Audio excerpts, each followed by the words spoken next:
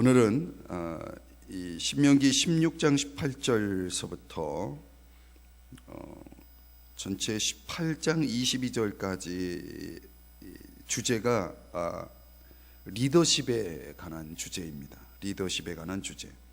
구약 성경을 보면은 구약 시대의 리더십은 크게 네 종류의 사람이 있었습니다. 첫째는 법을 집행하는 재판관, 그 다음에 왕, 그리고 제사장, 그리고 선지자. 자, 그래서 이 네 종류의 리더십에 관해서 이제 모세가 하나씩 이제 풀어가는 내용이 18장 22절까지의 내용이라고 할 수 있겠습니다. 오늘은 언약의 집행자로서 재판관들에게 주신 말씀, 이 신명기 16장 18절에서 17장 13절의 말씀을 함께 생각하면서 리더십의 이 중요성을 함께 상고해 보고자 합니다. 사실 우리가 이제 성경을 보면서 성경을 어떻게 해석할 것이냐라고 하는 그런 차원에서 보면은 문자적인 그런 순종, 문자적으로 우리가 지켜야 할 말씀이 있고, 그 문자 속에 있는 의미를 또 이렇게 따라야 할 것들이 있고, 두 가지 다인 경우도 있고 그렇습니다. 근데 우리가 이렇게 이제 구약의 성경을 이렇게 살펴나가다 보면 어떤 부분에 있어서는 우리가 정말 문화적으로도 그렇고 시대적으로도 좀 맞지 않는, 우리하고는 좀 잘 적용이 되지 않는 그런 성경 구절들이 종종 등장하게 되죠. 그럴 때마다 우리가 이제 그런 해석하기, 그래서 중요한 거예요. 성경은 해석하기 굉장히 중요합니다. 그래서 그거를 어떻게 해석하고 또 그것을 우리의 실생활 속에서, 우리의 삶 속에서 어떻게 적용할 것이냐의 문제는 굉장히 중요합니다. 그래서 이 신학자들이, 또 목회자들이 어떤 성경 신학을 가지고 있고 어떤 해석학을 가지고 있느냐에 따라서 성도들이 하나님의 말씀을 들을 때에 조금 차이가 있습니다.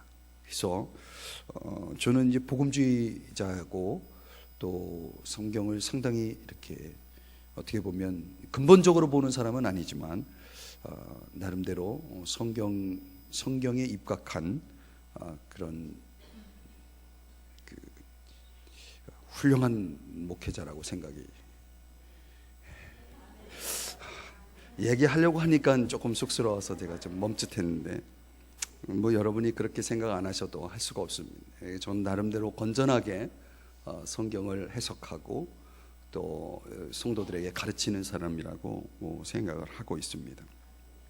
그래서 구약을 풀어갈 때 너무 구약에 매여 있지 않고 이제 이걸 신약과 연결하고 그리스도, 예수 그리스도의 복음에 입각해서 성경을 보고 있다라고 하는 것을 여러분들이 항상 염두하고 성경을 함께 풀어가는 그런 시간을 가졌으면 좋겠어요. 자, 보면은 리더십의 중요성을 강조하면서 우리가 이제 구약 성경을 읽어나가다가 아주 충격적으로 이스라엘 백성들에게 있어서는 역사적으로 보면은 아주 치명적인 사건이 하나 있었어요. 그게 뭐냐면 금송아지 사건입니다. 금송아지 사건. 그러니까 모세가 하나님으로부터 말씀을 받고 있을 때 밑에서 모세의 형인 아론을 중심으로 해서 이스라엘 백성들이 행한 일이죠. 금송아지를 만든 사건이었어요. 이제 거기에서 그 금송아지 사건의 핵심은 누구냐면 아론이에요. 아론이 누굽니까? 아론이 제사장이에요. 그러니까 제사장이면서 그 당시 백성을 대표하는 리더였는데, 그 리더가 만약 강한 확신을 가지고 용기를 가지고 있었다면 이스라엘을 재난으로부터 막았을 것이 분명합니다. 그러나 아론은 그러지 못했어요. 훌륭한 리더십이 아니었어요. 백성들이 영적으로, 도덕적으로 문제가 생길 때는 언제나 리더십의 문제가 연결이 되어 있는 것을 보게 돼요. 그런 면에서 보면 교회 공동체라고 하는 이 속에서 리더십들의 역할이 굉장히 중요한 거죠. 그 리더십은 훌륭한 리더십도 있지만 반대로 어떻게 보면 본받지 못할 그런 리더십도 있습니다. 약하고 서툴고 이런 리더십도 있을 수 있죠. 그러니까 이스라엘의 역사를 들여다보면 훌륭한 리더십이 있을 때는 굉장히 영적으로, 도덕적으로 훌륭해서 백성들이 헌신과 순종과 사랑으로 이렇게 하나님을 따르는 것을 볼 수가 있고, 반대로 악하고 약한 그런 리더십에 의해서는 부패와 부도덕 그리고 배교라고 하는 그런 어떤 형태로 백성들이 잘못 이렇게 흘러가는 것을 볼 수가 있어요. 우리가 앞서 신명기를 살펴보면서 어떤 내용을 살폈냐면 절기에 대해서 살펴봤습니다. 절기의 핵심이 뭐냐면 공동체의 기쁨입니다. 공동체가 공동체적으로 기뻐하고 행복해하는 것이죠.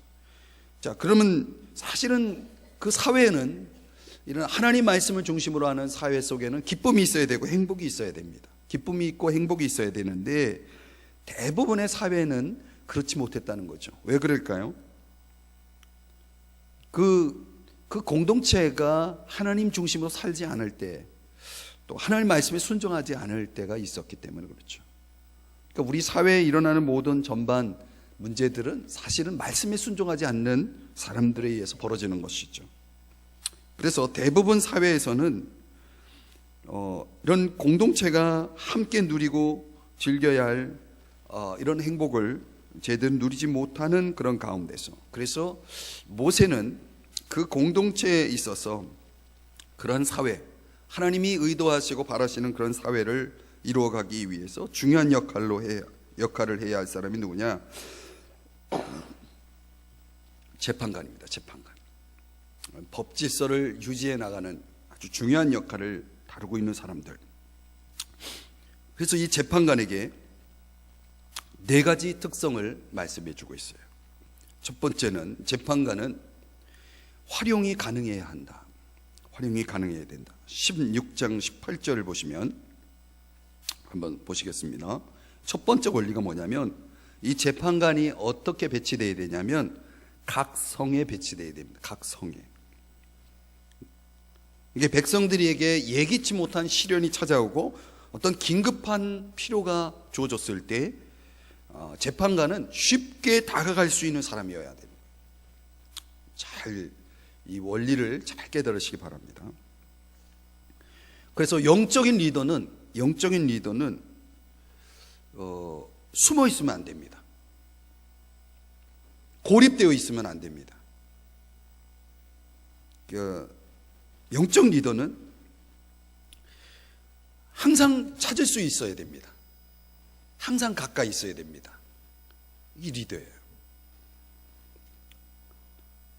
그 리더가 그 리더의 자리에 있지 않으면 근데 백성들이 이제 혼란에 빠지게 되는 거죠. 어떤 필요가 있을 때 그 리더가 빠른 시간에 어떤 그 문제를 리드해 줄 수 있는 또 도와줄 수 있는 어떤 그런 역할을 해야 되기 때문에 그런 차원에서 리더는 항상 그 자리에 있어야 되는 겁니다. 각성이 있어야 되는 것입니다. 이런 원리를 우리가 생각해 보면 어떻게 보면요, 우리 밭에 할 일이 있는데 저 이웃의 밭을 보니까 거기도 할 일이 있어요. 그런데 자기 밭을 경작하는 것을 뒤로 하고 이웃의 밭에 가가지고 일을 하고 있어요. 이거는 이런 경우를 지금 예를 든다면 이거는 성경에서 보여주는, 가르쳐주는 그런 올바른 삶이 아닙니다. 리더는 내가 있어야 될 그 자리에 있어야 되는 거예요. 그 선을 넘어가면 안 되는 거예요. 먼저 항상 내 안에 이 영역 속에 있는 것들을 돌보는 역할을 해야 됩니다. 그러니까 내 안에 있는 영역을 돌보지 않고 다른 거를 하고 있다고 한다면 그 리더는 올바르게 살아가는 리더가 아닙니다. 굉장히 중요한 원리를 제가 이제 설명해 나가는데 이걸 이제 여러분에게 적용할 수 있는 차원에서 본다 그러면 예를 들면은 현대적으로 적용하면 이런 겁니다. 어떤 사람이 복지를 위해서 일을 합니다. 복지를 위해서 여러 가정들을 돌보면서. 근데 진작 자기 가정은 소홀히 해요. 이거는 이 재판관의 특성, 이 원리를 적용한다면 이거는 하나님이 원하시는 게 아닙니다. 내가 다른 가정을 돌보기 이전에 내 가정을 돌봐야 됩니다. 내 가정을 살펴야 됩니다. 굉장히 중요한 원리를 가르쳐 드리는 거예요. 그러니까 우리가 교회에서 사역을 하되 교회에서뿐만 아니라 사회생활도 마찬가지죠. 내가 살아가는 내 삶의 울타리 속에서 어쩌면 우리가 이런 영적인 리더의 자리에 있는, 재판관의 자리에 있는 사람과 같습니다. 그래서 누군가 나에게 내 가까이 있는 사람이 나에게 도움을 요청하고자 했을 때 그때 쉽게 다가갈 수 있고 찾을 수 있는 사람이어야 합니다. 만약에 자녀들이 아빠 엄마를 찾을 수 없어요. 도움이 필요한데 아빠 엄마가 없어요. 그럼 문제가 생기는 겁니다. 그래서 부모는 자녀들을 책임지고 자녀들을 항상 가까이서 그들을 리드할 수 있는 훌륭한 리더로서, 재판관으로서 서서 살아야 됩니다. 가정을 돌보는 게 중요하죠. 그래서 어느 한 부분에 내가 돌아봐야 할, 내가 책임져야 할 그런 영역을 벗어나서 내가 헌신하고 있다면 잠깐 스톱하십시오. 그리고 균형을 잃어버리지 마십시오. 그 어떤 임무는, 어떤 미션이라고 하는 것은 어떤 차원에서 보면은 그것이 나에게 있어서 주어진 직임으로서 감당해야 할 것인데, 그러나 그것이 다른 모든 것을 신경 쓰지 않아도 된다라고 하는 면죄부를 주지는 않습니다. 그래서 저희 목회자의 경우를 예를 들면, 목회자는 어떻게 보면 성도들, 양떼들을 돌보는 일을 하죠. 양떼를 돌보는 일을 합니다. 근데 많은 목회자들이 어려움을 겪는 것은 그런 성도들을 돌보는 사역을 하면서 자기 가정을 돌보지 못하는 사역자들이 많이 있습니다. 그래서 자기 가정이, 목회자 가정이 무너지는 경우도 굉장히 많습니다. 심지어 이혼하는 목회자 가정도 있고, 제가 아는 목사님 가정도 그런 케이스입니다. 근데 이런 일들이 벌어지는 것은 이 신명기 원리를 깨닫지 못해서 그런 거예요. 그래서 어떤 측면에서 보면 교회가 굉장히 치우칠 수 있어요. 어떤 방향에서 목회적으로 볼 땐 치우칠 수 있어요. 치우치다 보면 뭘 하나를 놓치는 거예요. 그래서 우리 성도들이 공동체 속에서의 어떤 그런 역할들 뿐만 아니라 가까이는 가정으로부터 사실은 가정사역이 제대로 이루어져야 돼요. 그래서 올 한 해는 우리가 예배를 강조하지만 사실 그 예배가, 가장 중요한 예배가 어디 있어야 되냐면 가족들 간의 관계 속에서 있어요. 가족과의 예배, 여기서부터 시작돼야 돼요. 교회에 와서는 예배를 열심히 드리는데 집에서는 예배가 전무한 그런 가정들, 영적으로 어떻게 보면 좀 연약해 있는 모습들, 이런 모습들이 많이 있습니다. 그러나 우리가 그런 가정이 되지 않도록 해야 합니다. 여러분들이 신경 써야 될 것이 중요합니다. 활용이 가능해야 된다. 리더들은 언제든지 그 자리에 가면 만날 수 있어야 되는 거예요. 그런 역할이 굉장히 중요합니다. 그래서 옛날 어떤 목사님들은 넥타이를 메고 주무셨다고 그러죠. 성도들이 밤이고 낮이고 찾으면 언제든지 달려갈 수 있는 준비가 돼요. 그래서 가끔 새벽에 전화 오는 경우도 있습니다. 근데 아주 새벽 기도 하려면 먼 시간대인데 전화가 왔어요. 여보세요 그러는데 대답이 없어요. 소리는 들리는데 대답이 없어요. 잘못 어떻게 터치가 돼가지고 걸려온 전화였어요. 참 그럴 때는 아주 괴롭습니다. 여러분들 이제 가끔 그런 실수로 이제 그런 전화들도 오긴 하는데, 반갑게 전화를 받으면 대답이 없어요. 그래서 뭔 소리가 들리는데 한참 그래도 안 돼요. 그리고 결국 이제 전화나 그렇게 끝나는 경우도 있는데, 자, 아무튼 제가 말씀드리고 싶은, 강조하고 싶은 것은 뭐냐면, 영적인 리더에게 있어서 그 주어진 직임을 수행할 수 있는 그 각각의 위치에서 역할이 중요하다. 그래서 우리 모든 교회 리더십들은 가정으로부터 승리하셔야 돼요. 여러분의 가정에서 영적으로 승리하는 그런 2015년 한 해가 될 수 있기를 주님의 이름으로 축복합니다. 네, 우리 교육자들도, 우리 장로님들, 우리 권사님들, 집사님들의 가정에서 예배가 살아나고, 부모와 자녀 간의 대화가 살아나고, 그 속에서 영적인 회복, 그런 또 관계적인 회복들, 이런 것들이 막 일어나야 됩니다. 그런 한 해가 될 수 있기를 주님의 이름으로 축복합니다. 두 번째는요, 오늘 원리에서 18절 19절, 20절에 이런 표현이 나오죠. 20절만 한번 보시겠습니다. 20절 앞부분에 마땅히 공의만을 따르라 이렇게 말하고 있습니다. 공의를 따르라. 그러니까 재판관들이 따라야 할 중요한 성품은 뭐냐면 공평해야 한다는 것입니다. 공평해. 다른 말로 얘기하면 편애하지 말아야 된다. 리더들은 편애하면 안 됩니다. 여러분, 부모가 자식을 편애한다. 분명히 문제가 있습니다.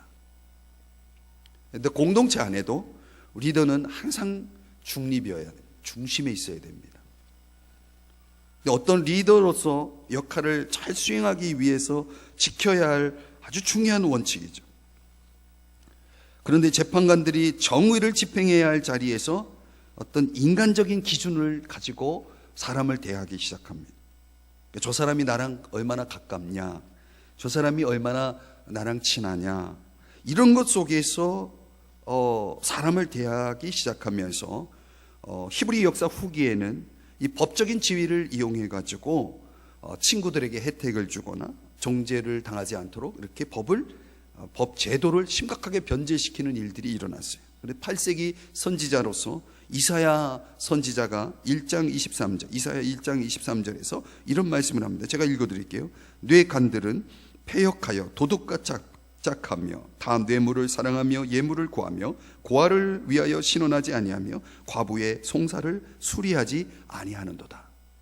자, 여러분, 뭘 가르치고 있는 거냐면 그 당시 영적인 리더들이, 법을 집행하는 자들이 그들의 관행에 있어서 그들 스스로가 법을 지키지 않고 있었다라고 하는 것입니다. 자, 여기서 중요한 원리는 이것입니다. 하나님은요, 저와 여러분을 결코 편애하지 않는다는 거예요. 아멘. 하나님은 결코 편애하지 않아요. 하나님은 언제나 일관성 있게 저와 여러분을 똑같은 수준으로, 똑같은 기준으로 봐주신다는 거예요. 이것이 핵심입니다. 자, 그렇다면 저와 여러분의 삶에도 이런 성품이 반영되어야 합니다. 사실 우리가 어떤 리더의 삶을 살아갈 때, 저와 여러분이 정말 영적인 사람으로 살아갈 때 우리가 인간을 바라보는 우리의 관점들이, 시각들이 굉장히 왜곡된 경우가 많아요. 제가 말하는 왜곡이라고 하는 것은 어떤 진실적인 그런 차원보다는 다 저마다의 잣대가 있다는 거죠. 그 저마다의 잣대가 문제입니다. 우리가 성경적인 시각으로 바라보았을 때 우리는 하나님을 닮아가고, 우리 하나님이 우리에게 보여주시고 또 우리에게 허락하시는 그런 어떤 속성적인, 성품적인 것들을 반영하는 삶이 되어야 한다는 차원에서 보면은 우리가 다른 사람들을 대할 때 그렇게 같은 기준으로, 나랑 친하든 친하지 않든, 내 마음에 들든 들지 않든 모든 사람을 그렇게 공평하게 바라보고 대할 수 있는 성숙함이 필요한 거죠. 공부 잘하는 자식도 있고 공부 못하는 자식도 있고 말 잘 듣는 자식도 있고 뭐 안 듣는 자식도 있을 때 부모가 그런 걸 가지고 기준을 삼고 어떤 뭐 절대평가도 아니고 상대평가도 아닌 뭐 이상한 모호한 기준을 가지고 자식을 대해 보세요. 가정이 평안할 수가 없습니다. 행복할 수가 없습니다. 그러니까 우리 사회 속에 우리가 가지고 있어야 될, 우리가 반영해야 될 성품은 하나님께서 저와 여러분에게, 저와 여러분을 대해 주신 성품이 반영되어야 됩니다. 그런 차원에서 우리가 사람들을 하나님의 시각으로, 하나님의 눈으로 바라보는 것, 그것이 참 중요하다고 생각이 됩니다. 여러분, 마음을 여십시오. 마음을 여시고 하나님의 마음으로, 하나님의 눈으로 살아가는 저와 여러분이 될 수 있기를 주의 이름으로 축복합니다. 세 번째는 정직입니다. 정직해야 된다. 한번 따라 하십시다. 정직하자. 자, 19절의 말씀 한번 보실까요? 거기에 그런 말씀이 나옵니다. 의인의 말을 굽게. 의인의 말을 굽게. 자, 이 말씀은 결국은 무엇을 얘기하냐면, 사람이 정직하지 못할 때 그 말이 굽어지는 거예요. 뇌물이라고 하는 것은 지혜자의 눈을 어둡게 합니다. 재판관이 만약 돈이 개입되기 시작하면 거기에 참된 정의가 실현될 수가 없어요. 그래서 원리적으로 말하면 정직이라고 하는 것은 결국 우리 자신을 지켜주는 거예요. 우리 자신을 지켜주는 것은 돈이 아니고 관계가 아니고 정직인 것입니다. 그런데 그 정직의 자리에 인간의 욕심이 들어가면 결국 그 욕심은 죄를 낳게 되고 그 죄는 결과적으로 훗날 우리에게 어떤 큰 해를 가져오게 돼 있습니다. 물질주의에 대한 경고입니다. 그래서 이 재판관들에게 세 번째 던져준 원칙이 뭐냐면 너희들은 정직해야 된다. 이 말은 무슨 얘기냐면 너희들 물질을 조심해라. 물질주의에 넘어가지 않도록 조심해라. 여러분, 수많은 사회적 리더들이 쓰러지는 이유가 어디 있습니까? 물질 때문에 쓰러지는 거예요. 어떤 면에서 보면 목회자들도 영적인 리더들도 조심해야 될 몇 가지가 있습니다. 그 중에 하나가 물질이에요. 이런 것들이 어떤 교회에서 벌어지는 어떤 그런 불미스러운 일들을 보면 다 그런 것과 연관되어 있어요. 그러니까 사회적으로 보더라도 또 영적인 공동체인 교회 안에서도 모든 것들이 다 그런데 잘못된 데에다 초점을 맞추고 있을 때에 거기서 많은 문제들이 벌어지는 것을 볼 수가 있습니다. 그래서 원리적으로 보면 이 재판관에게 주어진 세 번째 원리는 뭐냐면 물질주의를 조심하라는 것이다. 그럼 조심하기 위해서 어떻게 해야 되냐? 디모데전서 6장 17절의 말씀을 제가 읽어드릴게요. 마음을 높이지 말고 정함이 없는 재물에 소망을 두지 말고 오직 우리에게 모든 것을 후히 주사 누리게 하시는 하나님께 두며. 아멘. 소망을 어디다 둬야 된다고요? 왜 하나님께 소망을 둬야 됩니까? 모든 것을 후히 주사 누리게 하시는 분이기 때문에 그렇죠. 그래서 요한 1서에도 말씀하고 있는 것처럼 우리가 세상이나 세상에 있는 것들을 사랑하지 않도록 조심해야 됩니다. 이 세상이 결국은 나를 파괴하는 것이 다른 게 아니에요. 내 안에 있는 이 욕심, 세상 사랑이 결국 나를 파괴하고 내 가정을 파괴하고 공동체를 파괴하고 있다고 하는 사실이죠. 그래서 이걸 극복하기 위해서는 하나님께 소망을 두고, 그리고 우리가 적극적으로 말하면 하나님 사랑, 이웃 사랑의 이중계명에 순종하면서 살아가는 것이 중요합니다. 그래서 내가 어떻게 하면 하나님을 더 사랑할 수 있을까? 어떻게 하면 내가 저 사람을 더 사랑할 수 있을까에 초점을 맞추고 살아가는 사람들에게는 틀림없이 그런 안전장치가 마련되어 있는 거예요. 내 삶을 파괴할 수 있는 그런 암적인 요소들이 들어오지 않도록 하는 방법은 우리가 끊임없이 올바른 데 초점을 맞추고 살아가는 것이 중요하죠. 정직하게 살아가면서 하나님이 원하시는 것에 초점을 맞추고 살아가죠. 하나님을 사랑하고 이웃을 사랑하는 것, 그것이 아니라면 우리가 거부할 수 있는 어떤 그런 단호함이 필요하고 용기가 필요하고 믿음이 필요한 것입니다. 오늘 2015년을 시작하는 저와 여러분에게 이런 정직한 한 해가 될 수 있기를 축복합니다. 마지막으로 재판관에게 주어진 네 번째 원칙이 뭐냐면 헌신이 있어야 된다. 한번 따라 하십시다. 헌신. 자, 20절에 너는 마땅히 공의만을 따르라 라고 말할 때 이것은 결코 쉬운 일이 아닙니다. 공의만을 따른다. 마음이 올곧고 세세한 것까지 주의를 기울이지 아니하면 사실상 그것은 지키기가 어려운 것이죠.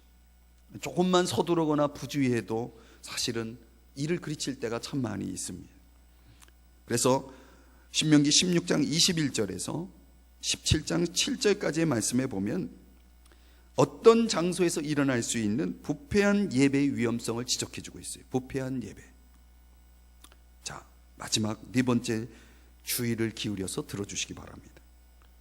여기 보면 시간 관계상 제가 이 본문을 다 일일이 설명하지 못하지만 이 16장 21절 17장 7절까지의 내용 속에 들여다보면은 도덕적으로 또 영적으로 범죄하는 것에 대해서 경고하는데 어떤 걸 경고하냐면 한번 따라 하십시다. 혼합주의. 자, 예컨대 하나님을 예배하는 제단 곁에 뭐가 있냐면 가나안의 풍요를 가져다주는 신상이 같이 겸하여 있는 것이에요. 자, 한쪽에선 하나님을 예배하는 것이고 한쪽에선 가나안의 풍요를 가져와주는 아세라 신상이 세워져 있는 것입니다. 그것은 소위 순수한 믿음이라 말할 수 없고 이런 바알주의가 사실 교회 공동체 안에도 존재할 수 있습니다. 매우 위태로운 거죠. 겉은 하나님을 섬기는데 속은 바알주의로 차 있을 수 있다라고 하는 것입니다. 그러니까 올바른 일을 할 때 우리가 하나님을 예배한다라고 하는 건 참 중요합니다. 그리고 하나님을 예배합니다. 그런데 그 예배가 진정한 예배인가, 성경에서 말하는 올바른 예배인가는 우리가 더 깊이 성찰을 해야 돼요. 저도 제 예배를 인도하는 입장에 있고 또 한 사람의 예배자이지만 이런 것들을 성도들로 하여금 계속해서 주지시키고 깨어있도록 하기 위한 어떤 말씀 선포, 굉장히 신경을 많이 씁니다. 17장 1절에 보면 예를 들어보겠습니다. 자, 하나님 앞에 예배를 드리면서 이스라엘 백성들 가운데 어떤 사람이 나타나냐면 가장 좋은 짐승 제물을 드려야 하는데 훼손된 제물을 드리는 것입니다. 훼손된 제물. 자, 여기에 대해서 구약 성경의 마지막 성경인 말라기 성경의 1장 8절의 지적을 한번 들어보십시오. 말라기 1장 8절의 말씀을 제가 읽어드립니다. 병든 것을 드리는 것이 어찌 악하지 아니하냐. 이제 그것을 너희 총독에게 드려보라. 그가 너를 기뻐하겠으며 너를 받아주겠느냐. 자, 중요한 것이 뭡니까? 지금 내가 예배를 드리고 있다는 것이 중요한 것이 아니고, 물론 그것이 중요하죠. 그러나 그보다 더 중요한 것은 내가 어떻게 예배를 하고 있느냐가 중요하다는 것입니다. 단순히 예배 자리에 나와서 예배가 아니고 예배 속에서 내가 과연 하나님이 받으실 만한 예배를 드리고 있느냐, 이것이 중요한 것입니다. 말라기 선지자가 지적하고 있는 핵심은 이것입니다. 하나님을 경외하는 마음 없이 만약 하나님을 예배하고 있다면 어쩌면 그것은 우상 숭배일 가능성이 있다. 하나님과의 관계 속에서 하나님을 향한 올바른 마음이 없이 하나님을 예배하고 있다면 그것은 다른 목적에 의해서 드려지는 우상 숭배일 수 있다라고 하는 것입니다. 이스라엘 백성들을 향해 지적하고 있는 내용입니다. 그래서 어떤 경제적인 성공, 물질주의에 몰두할 때 사람들은 종종 그런 잘못된 선택을 할 경향이 큽니다. 리더십은 그래서 이런 부분에 있어서 항상 깨어 있어야 한다는 거죠. 재판관에게 그런 부분을 주지시키고 있어요. 그래서 17장 8절이야 13절에서 그런 객관적인 평가를 그런 부분에 있어서 객관적인 평가를 내릴 수 있도록 그런 관점, 그런 공평함을 지니기 위해서 또 다른 그 재판관을 말하자면 관찰하고 재판관이 올바로 갈 수 있도록 중재해주는 그런 장치를 마련합니다. 그래서 뭐라고 말씀하냐면 오늘 본문은 좀 잠깐 보시겠습니다. 17장 몇 절 보시냐면 9절. 자, 죄송합니다. 8절, 9절 두 구절을 같이 한번 읽어보겠습니다. 다시 한번 17장 8절, 9절 시작.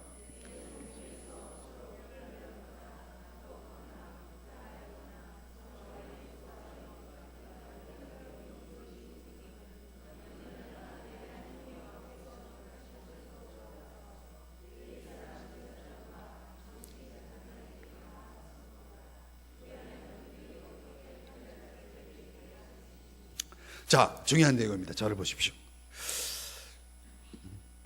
이제 각 성에 배치된 재판관들이 어떤 재판의 일들을 다룰 때 어떤 상황이 벌어지냐면 갑자기 이건 도저히 내 생각으로는 내가 가지고 있는 이 상식으로는 이 문제를 해결할 수 없다.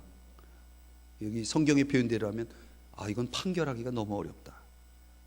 이런 상황이 벌어진다는 거예요. 그러면 어떻게 해야 되느냐? 그 문제를 가지고 중앙성소에 가면 중앙성소에 거기 제사장이 있고 그리고 그 일들을 수행하는 최고 법정이 있는 겁니다. 최고 법정. 그러니까 지방법원에서 해결 안 되는 건 이제 최고 대법원으로 가는 것처럼 최고 법원 법정의 자리로 가서 거기서 해결하라는 것입니다. 굉장히 중요한 원리를 가르쳐 드리고 있는 거예요. 그러니까 우리가 살아가다 보면 내가 기본적인 그런 지식 안에서, 영적인 지식 안에서 내가 판단하기 어려운 문제들을 만날 때가 온다는 거죠. 그런 상황을 만날 수 있는 것은 굉장히 많습니다, 사실. 내가 스스로 판단할 수 없는 문제를 섣불리 내 스스로 판단해서 그래서 문제가 생기는 경우도 많이 있습니다. 그럴 때는 무엇보다도 영적 리더십이 필요하다는 것을 보여주고 있는 거예요. 성소로 가서 그 최고의, 그 당시 종교적이며 정치적인 최고의 법정으로 가서 판단을 받으라는 것입니다. 판단을 받으라. 종종 인생을 살아가면서 저와 여러분 속에 오늘 우리가 하나님 앞에 헌신을 하되 그 헌신이 과연 하나님 보시기에도 합당한가라고 하는 것을 우리가 들여다봐야 합니다. 그런 것들이 모호해질 때는 최고 법정으로 가서 분별을 받아야 됩니다. 판단을 받아야 됩니다. 그래서 여러분의 영적인 판단이 절대적이라고 확신하지 마십시오. 종종 때로는 우리가 소위 말하는 카운셀링이 영적인 카운셀링, 영적 지도라고 말하는 그런 자리가 필요해요. 하나님의 말씀 속에서 우리가 나의 삶을 제대로 지금 살아가고 있는지에 대한 그런 분명한 냉철한 분별력이 우리에게 요구될 때가 있습니다. 여러분이 영적으로 아무리 훌륭하고 여러분이 지식적으로 모든 면에 있어서 정말 모든 것들을 갖추고 있을지라도 우리에게는 한계라는 것이 찾아옵니다. 근데 그럴 때 여러분들이 그런 문제들을 어떻게 해결할 것인가는 굉장히 중요한 부분입니다. 근데 오늘 성경이 감사하게도 이 17장에서 그런 원리들을 우리에게 가르쳐주고 있어요. 여러분보다 좀 더 영적이고 여러분보다 좀 더 하나님 앞에서 깨어있는 분들의 도움을 받으시라는 거예요. 그런 것은 매우 중요합니다. 여러분들이 그런 원리를 가지고 살아간다면 올 한 해 또 여러분들 속에서 여러분의 헌신이 더 빛날 것이고 더 풍성할 것이라고 믿습니다. 이야기를 하나 하고 말씀을 정리해 봅니다. 아주 오래전에 한국을 방문한 어느 그리스도인의 이야기입니다. 그는 사업가입니다. 그런데 우리 한국에 참 이 논밭이 많이 있던 시대에 한 논길을 지나가게 되었는데 아주 보기 드문 장면을 목격하게 됩니다. 아주 보기 드문 장면이에요. 어떤 내용이냐면 길가에 있는 밭에서 한 젊은이가 쟁기질을 하고 있습니다. 쟁기질을. 그런데 이상하게 노인이 좀 연세 드신 분이 쟁기의 손잡이를 잡고 있는 거예요. 한번 상상해 보십시오. 한 사람은 쟁기질을 하고 있고 그 쟁기의 손잡이를 노인이 들고 있는 거예요. 묘한 장면이죠. 껄껄대며 이 그리스도인 사업가가 참 한국에는 별 희한한 광경이 있구나 그러면서 사진으로 사진을 담고 거기서 사진을 찍으면서 이렇게 말하면서 저기 옆에 동행하는 사람에게 이렇게 말하는 거예요. 그 마을의 유지이면서 동일하게 그리스도인 분에게 이렇게 얘기하는 거예요. 참 기이한 일이네요. 저 두 사람은 참 가난한 모양입니다. 이렇게 얘기합니다. 가난한 모양입니다. 그렇죠. 겨우 그 밭을 일구는데 그 쟁기 하나 가지고 하나는 쟁기질하고 하나는 손잡이를 잡고 있으니 말이죠. 자, 그런데 그를 안내하던 그 마을의 유지이자 그리스도인인 사람이 이렇게 이야기합니다. 예, 저 두 사람은 그리스도인입니다. 저들이 교회를 지을 때 자신들도 기여하고 싶어 했습니다. 그런데 돈이 없었습니다. 그래서 두 사람은 저들이 가지고 있었던 그 한 마리밖에 없었던 황소를 팔아서 한 마리밖에 없었던 황소를 팔아서 교회에 헌금을 했죠. 그래서 올 봄에는 저 두 사람이 저렇게 밭을 갈고 있는 것입니다. 이야기를 했다는 겁니다. 자, 이 그리스도인 사업가가 말을 잊지 못합니다. 한참 후 생각하다가 그렇다면 저들은 정말 진짜 희생이네요. 정말 진짜 희생을 한 사람이네요 라고 말합니다. 자, 그런데 그 마을 유지 그리스도인이 한 얘기가 이렇습니다. 들어보세요. 그런데요, 저 사람들은 그렇게 말하지 않습니다. 그들은 자신들에게 팔 황소가 있어서 정말 다행이라 생각합니다. 사랑하는 여러분, 저는 이 이야기를 책에서 보고 많은 생각을 해봤습니다. 이들이 이 농부의 부자가 보여줬던 그 희생이라고 하는 것, 헌신이라는 것. 한쪽은 헌신이라 생각했고 한쪽은 다행이라 생각했다는 것. 우리가 헌신이라는 단어를 떠올릴 때 두 가지 관점이 다 있을 수 있겠다 생각을 해보았습니다. 주님을 위해 살아간다는 것은 어떤 사람에겐 진짜 희생일 수 있습니다. 그런데 어떤 사람은 정말 다행이라고 생각합니다. 우리가 주님을 위해 살아갈 수 있다라고 하는 것이, 여러분이 생각하는 헌신은 어떤 관점입니까? 여러분은 희생한다라고 생각하십니까? 아니면 정말 다행이라고 생각하십니까? 오늘 이 재판관이라고 하는 위치에 있는 영적 리더들을 향해서 주님이 던져준 네 가지 원칙들, 언제든지 활용이 가능해야 된다, 공평해야 된다, 정직해야 된다, 무엇보다도 헌신되어야 한다. 자, 영적인 리더가 헌신이라 할 때에 그 헌신은 정말 우리에게 주신 그 영원한 삶이라고 하는 영원한 관점에서 들여다보면 헌신은 결코 헌신이라 말할 수 없는 것이죠. 적어도 이 3부 예배를 드리는 여러분들의 헌신 속에 저는 묻고 싶습니다. 여러분은 희생하고 있습니까? 아니면 정말 다행스러운 삶을 살고 있습니까? 하나님을 중시하는 마음이 변함없기를 바랍니다. 영원한 관점을 가지시기를 바랍니다. 그것이 저와 여러분이 현재를 살아가는데 기쁨으로 살아갈 수 있게 하는 비결입니다. 우리는 무엇을 위해 희생할 수 있습니다. 그러나 희생이 아니고 정말 다행이라는 관점만 우리가 가질 수 있다면 그건 얼마나 다행스러운 겁니까? 그래서 한 해 동안 영적인 각자의 위치에서 그 리더로서 살아가면서 우리들이 정말 이런 성경적인 안목을 가지고서 살아갈 수 있다면 저는 이 2015년이 정말 행복할 것이라고 생각합니다. 여러분 모두 행복하십시오. Be happy. 기도하겠습니다.